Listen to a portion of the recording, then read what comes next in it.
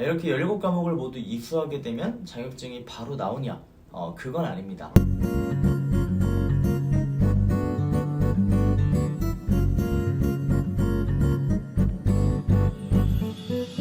안녕하세요, 바빠TV의 레오멘토입니다. 오늘은 대학교를 재학 중이신 분들이 사회복지사 2급 자격증을 취득하는 과정에 대한 이야기를 해보려 하는데요. 대학 재학 중에 학점은행제로 사회복지사 2급을 취득하는 게 가능한지, 가능하다면 어떻게 준비해야 되는지에 대한 부분을 이야기해보도록 하겠습니다.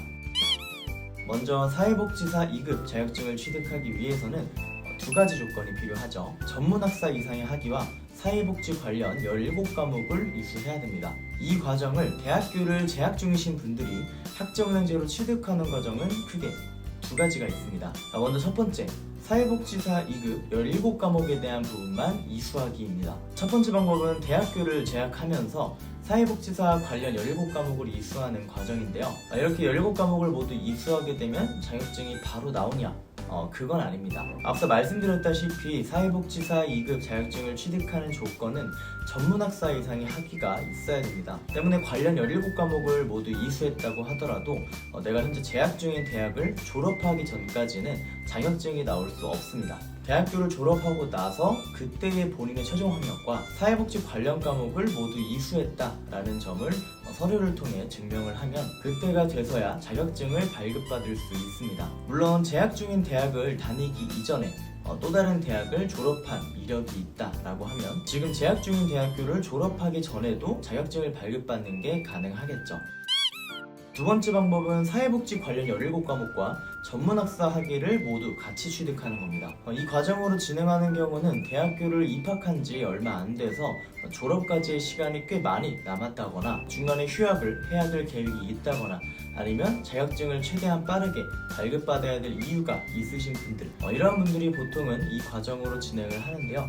이런 식으로 본인의 대학을 졸업하는 시기가 되기 전에 자격증이 필요하신 분들이 많이 활용을 하는데요. 대학은 대학대로 다니면서 학점은행제 과정으로 전문학사 학위와 사회복지 17과목을 이수하는 이 과정은 고졸학력이신 분들이 사회복지사 2급을 취득하는 과정과 같다라고 보시면 됩니다. 이 부분에 대해서는 제가 일전에 정리해놓은 영상이 있기 때문에 여기 있는 카드를 참고하시면 도움이 되실 거고요. 혹여나 내가 대학교 학위를 받는데 학점은행제 학위를 동시에 받는 부분에 있어서 이중학적이 걸리지 않을까에 대한 걱정을 또 하시는 분들이 있을 수 있어요. 이 이중학적에 대한 부분은 또 제가 일전에 정리해놓은 영상이 있기 때문에 이 부분도 여기 있는 카드를 참고해 주시면 되겠습니다.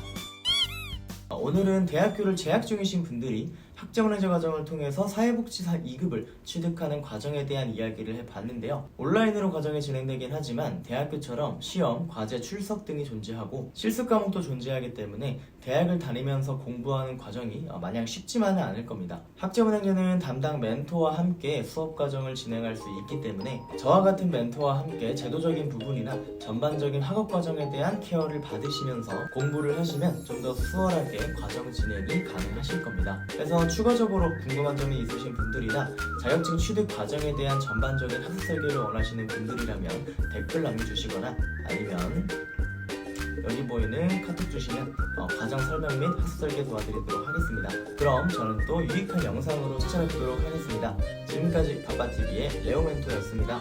감사합니다.